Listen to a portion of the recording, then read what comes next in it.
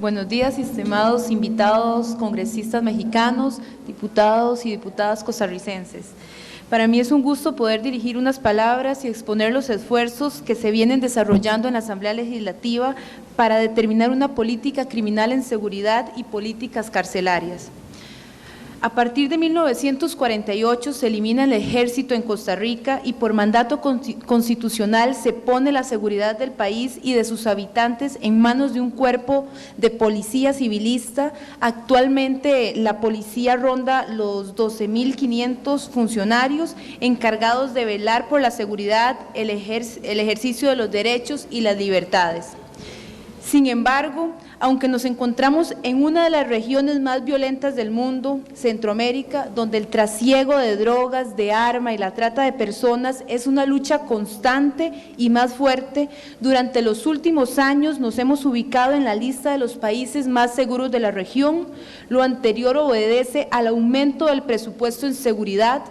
la fuerte inversión que el país ha realizado en el profesionalismo de sus oficiales, en equipo y la aplicación de criterios científicos para entender el fenómeno de la delincuencia. Otro factor que se atribuye el impacto positivo en la seguridad del país en los últimos años es la instauración de los delitos de flagrancia mediante ley aprobada el 17 de abril del 2009, la ley número 8720, donde una y la principal intención era disminuir la ola de la criminalidad e inseguridad que para ese entonces se había convertido en el principal problema de las y los ciudadanos. Al crearse esta justicia de flagrancia, se endurecieron las penas y se permitió juzgar mediante un proceso expedito a un delincuente que sea atrapado infraganti, es decir, en el momento que comete la conducta ilícita. Antes de la existencia de esos tribunales, solo el 3% de casos que la policía presentaba al sistema judicial terminaban en una sentencia penal. Hoy la cifra supera el 90%. Pero además de la instauración de esos tribunales, esta ley permitió restringir el uso abusivo de las soluciones o medidas alternas a la prisión, agravó los delitos contra la propiedad y convirtió en delito las contravenciones de daño y hurto menor. Si bien es cierto, durante los últimos 6 años la justicia de flagrancia se ha convertido en una herramienta útil para atacar la delincuencia común, no se midió el impacto que eso iba a generar en el hacinamiento penitenciario, que llevó al país durante el último año a alcanzar un hacinamiento de hasta el 52%. Además, se cayeron en extremos de atacar con una política de cero tolerancia, sancionando absurdamente con penas de prisión delitos como hurtos de comida, quesos, atunes. Como legisladora y realizando una revisión de las últimas reformas aprobadas en materia penal, considero que la política criminal represiva ha apuntado principalmente hacia una lucha contra la criminalidad y la inseguridad basada en el endurecimiento de penas más severas, transmitiendo la idea de que la mayor permanencia en prisión y las normas del régimen penitenciario sean más severas son una buena receta para la reducción de la delincuencia y la inseguridad, lo cual necesariamente no es cierto.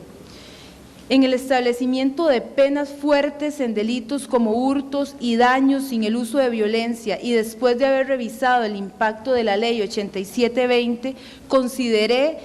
que debía hacerse un cambio procesal, principalmente en los delitos contra la propiedad no violentos, para juzgarlos con proporcionalidad.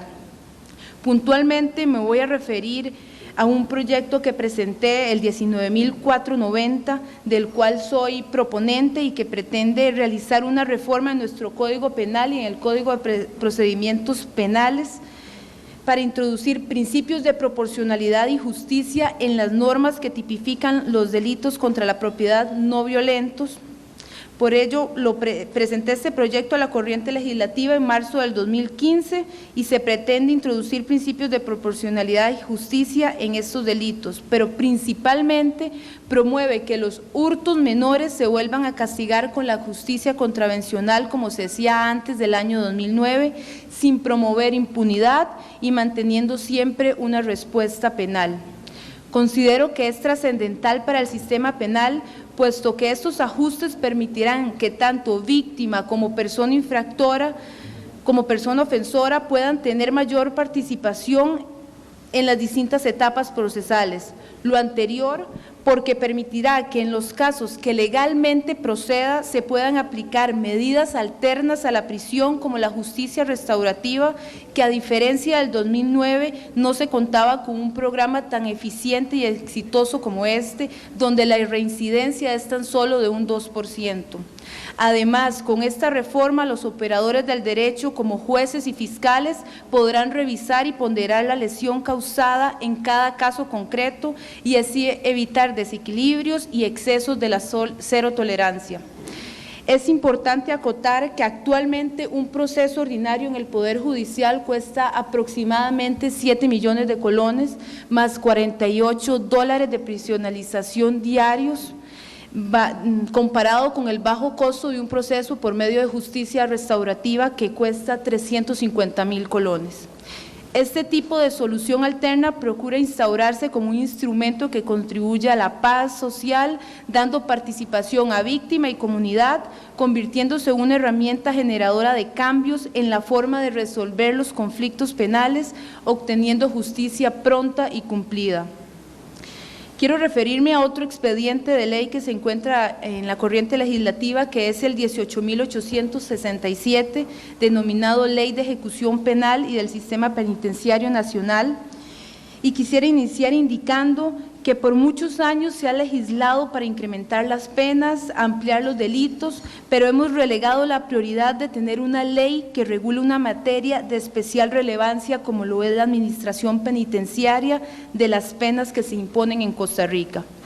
El pasado mes de diciembre, por voto unánime de la Sala Constitucional de Costa Rica, se señaló la urgencia de resolver esta omisión legislativa en materia de ejecución de penas. Y esto obedece a que hace más de 40 años Costa Rica promulgó el actual Código Penal, quedando pendiente la ley que regulara la ejecución de las penas.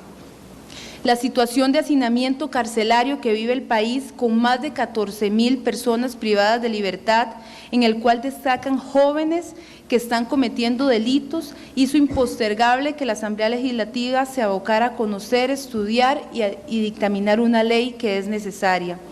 Este proyecto de ley 18.867, además de ser un compromiso de varias dependencias del Poder Judicial, del Ministerio de Justicia, en conjunto con la Asamblea Legislativa para dotar a nuestro país de una normativa sólida para la efectiva ejecución de las sanciones penales, es producto de un trabajo interinstitucional que se ha venido desarrollando desde hace más de 4 años, en el cual han participado especialistas de todas las instituciones, estudiando la realidad y adecuándose a los tiempos actuales. El proyecto tiene como finalidad principal llenar un vacío legal de más de 40 años, ya que el artículo 51 del Código Penal establece que el cumplimiento de las penas se realizará conforme lo establece la ley especial. Precisamente dicha ley es la contenida en el proyecto en referencia. Este texto consta de 4 títulos que a grandes rasgos se resume de la siguiente manera. En el título 1 se establecen las disposiciones generales, se logra incluir todas las normas de derecho internacional penitenciario en una normativa legal, reconociendo con perspectiva de género los derechos y garantías de las personas condenadas a fin de promover el abordaje integral de esta población y asegurar una incorporación a la sociedad una vez que se cumpla la pena. En el título 2 del sistema penitenciario se establecen normas relativas al sistema penitenciario, la administración penitenciaria, indica a las autoridades y órganos técnicos para el cumplimiento de sus funciones, se mencionan las fases de atención de las personas privadas de libertad y la actuación de la autoridad penitenciaria en cada una de ellas. Se consagran los programas de atención y modalidades de cumplimiento de las sanciones penales, comunidades técnicas y administrativas para la custodia y atención de la población penitenciaria. En el título 3